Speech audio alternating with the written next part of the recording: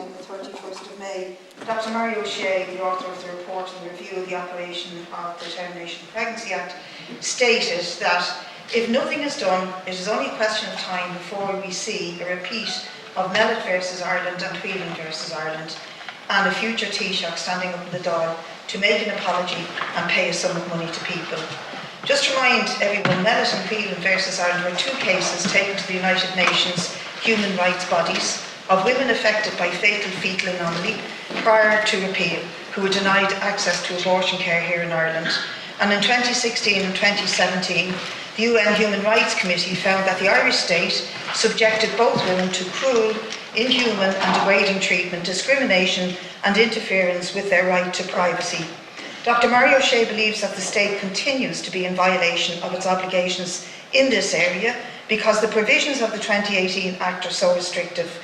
Many people in that situation, and it is a tragic situation, are still finding themselves being forced to travel to England, and the latest statistics show it. So Taoiseach, my question to you is, do you agree with Mario O'Shea that we have the possibility of a future Taoiseach having to make an apology, a state apology, to women in these very tragic circumstances? And how long will you continue to bury your head in the sand and refuse to deal with this issue? Just in relation to the issue of abortion, we live in a democracy. Laws on abortion in Ireland are made by the people, either by the Dáil or by the public by referendum.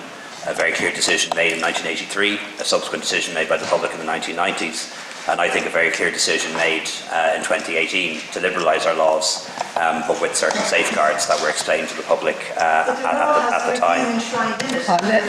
Please let the Taoiseach, please. And I think no matter what our laws are going to be in Ireland, there will always be people who think they're too liberal, and there will always be people who think they're too restrictive.